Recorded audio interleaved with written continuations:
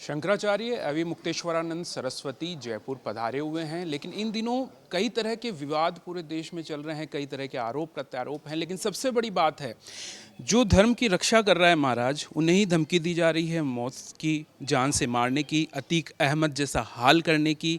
इन धमकियों से क्या डर जाएंगे या धर्म की रक्षा इसी तरह से चलती रहेगी? ऐसा है कि जो दुष्ट प्रवृत्ति के लोग होते हैं उनको सत् प्रवृत्तियाँ अच्छी नहीं लगती। उसी तरह से जैसे सत् प्रवृत्ति के लोगों को दुष्ट प्रवृत्तियाँ अच्छी नहीं लगती, तो दोनों में द्वंद्व होता है, दोनों एक दूसरे के विरुद्ध संघर्ष करते हैं। तो दुष्ट प्रवृत्ति के लोग अगर हमको सह नहीं पा रहे हैं, इसका मतलब हम बिल्कुल सही काम कर रहे हैं। हम तो इस तरह से इसको नापते हैं। अगर वो हमारी आवाज़ को सह नहीं पा रहे हैं, एकदम तिलमिलाए हुए हैं, आपा खो दे रहे हैं, इसका मतलब है कि निशान बिल्कुल सही जगह पे लगा हुआ है। लेकिन देश में अगर बात करें, दूसरे जो धर्म गुरु हैं, अपने आप को बड़ा बड़ा धर्म का साम्राज्य चलाते हैं, वो लोग आपकी खिलाफत क्यों करने लगे हैं? क्या आपने ऐसा कर दिया कि वो लोग आज आपके साथ नहीं खड़े हैं? लड़ाई एक ही है, धर्म को बचाना है, धर्म की रक्षा करना है, लेकिन रास्ते अलग अलग हैं। ऐसा कोई धर्मगुरु तो अभी तक हमको नहीं मिला जो हमारे विरुद्ध खड़ा हो। आप कोई नाम बताएं तो हमको सुविधा हो जाए आपको आपके प्रश्न का उत्तर देने में। अभी तक कोई भी धर्मगुरु हमारे विरुद्ध नहीं बोला है।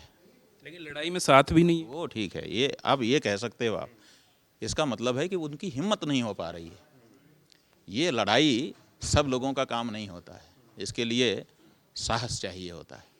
तो साहस सब में हो जरूरी नहीं है, तो इसलिए वो नहीं खड़े हो पा रहे हैं। लेकिन किसी ने अभी तक हमारे विरुद्ध ये नहीं कहा कि गौ माता की रक्षा की जो आवाज़ ये उठा रहे हैं ये गलत है। ऐसा एक स्वर आप नहीं दिखा सकेंगे। हाँ, लेकिन धर्मगुरु खिलाफ पूरा देश चाहता है एक तरफ से, चाहे वो धर्मगुरु हों, चाहे धर्म के प्रेमी हों, धर्मानुयायी हों, जो भी होंगे, वो सब कह रहे हैं कि बिल्कुल सही है, गौ माता की रक्षा होनी चाहिए। देश एक मत में है। लेकिन इसी बीच आप कहते हैं कि एक नकली हिंदू है, एक असली हिंदू है। ये बात कहाँ से आ जाती है? इसको किस तरह से देखा जाए? हम कैसे पता करें कि असली है नहीं है?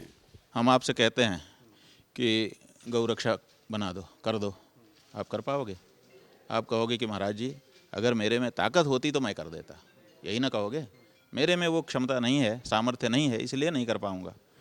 तो बात फिर वहीं सामर्थ्य वालों के पास चली जाती है। जिनके पास सामर्थ्य है उनके पास चली जाती है। तो जो सामर्थ्य लेकर के बैठे हुए लोग हैं, सामर्थ्य होने पर भी नहीं कर रहे हैं, तो वो दोषी हैं कि नहीं, वो नकली हैं कि नहीं है? आप अगर हिंदू जनता के पास गए थे और आपने कहा था कि हम गौ रक्षा करेंगे, हमें वोट दीजिए, हमको जिताइए, हमको गद्दी पे बैठाइए, हिंदू जनता ने भर भर के वोट दिया, आपको सत्ता में बैठा दिया। फिर आपने कहा कि थोड़ा जम जाने दीजिए, धीरज रखा हिंदू जनता ने। फिर दूसरी बार आप आ गए, तीसरी बार आ गए, अब आप कहते हैं कि अब हम करेंगे ही नहीं। तो ये क्या बात है? आप क्या क्या क्या हमने आपको वोट दिया तो हमको आपसे जवाब पूछने का हक नहीं है? ये कैसी बात है? तो क्या ये वो नकली लोग ही हैं जो यौन दुराचार जैसे आरोप तक पहुंच जाते हैं, वहां भी राजनीति करते हैं? आप उन सारे आरोपों को निराधार बताते हैं। कौन से आरोप? कई यौन आरोप जैसे लगते हैं अलग अलग जगहों से कि प्रताड़ना होती है और सारी चीज़ें होती है, तो ये भी कहीं ना कहीं राजनीति जैसी चीज़ आप बताते नहीं, ऐसा है कि जो आरोप हमारे ऊपर लगाया, आप लोगों ने उसमें हजारों प्रश्न हमसे पूछे, हमने सबका जवाब दिया।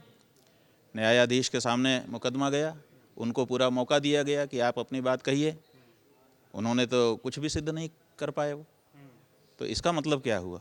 इसका मतलब है कि हमारे ऊपर झूठा आरोप लगाया गया। अब झूठा आरोप लगा करके आप हमारी आवाज़ को बंद कर देंगे? अगर हमारी आवाज़ झूठी होती तो बंद हो जाती। हमारी आवाज़ सच्ची है, हृदय की है, और देश की जनता के, जन जन के हृदय की आवाज़ है, भगवान के हृदय की आवाज़ है, हमारे शास्त्र वेद पुराण की आवाज़ है। इसको कैसे बंद कर दोगे आप?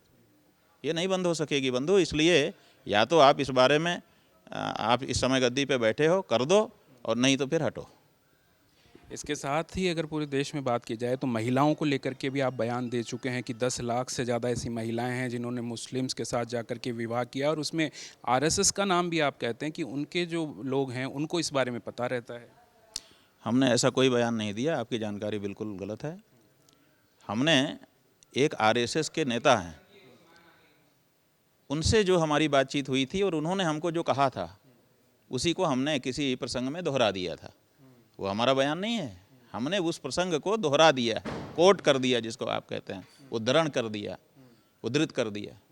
तो उद्धरण जो है वो हमारा बयान नहीं है, और उस उद्धरण का समर्थन जाने कितने उसी संस्था के निकले हुए लोगों ने कर दिया कि हाँ हमने भी ये देखा तभी हम निकले थे।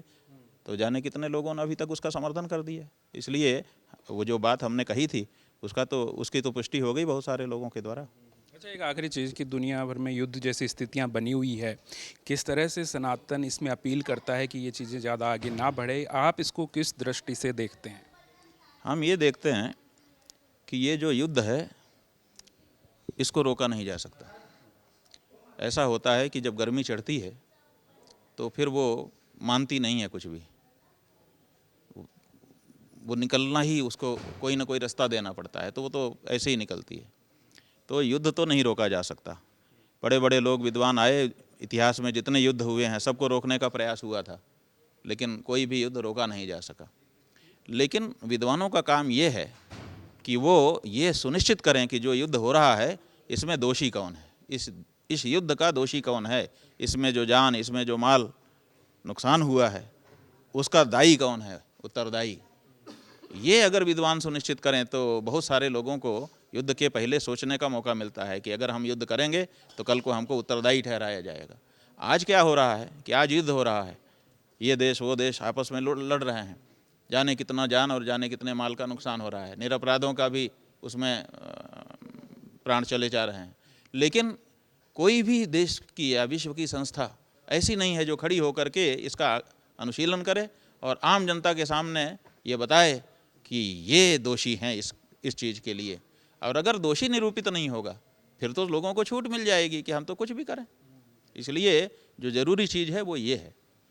इसीलिए आप देखिए, जब महाभारत जैसा युद्ध हुआ तो गीता जैसा ज्ञान आया, उचित अनुचित का विचार आया, आज तक वो लोगों को प्रेरणा देता है। इसलिए हर युद्ध से इस बारे में चर्चा होनी चाहिए। हम विद्वानों से अनुरोध करेंगे आपके माध्यम से कि इस पर गोष्ठियाँ करिए, इस पर मैंडेट बताइए। विश्व की जनता जानना चाहती है कि आखिर ये सब जो हो रहा है उत्पात, इसका दोषी कौन है।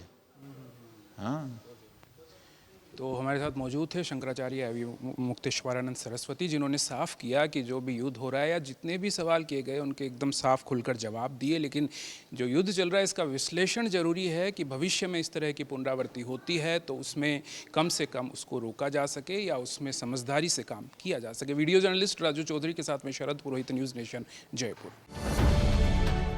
अब से डीडी फ्री डिश की चैनल नंबर 57 पर देखिए न्यूज़ नेशन।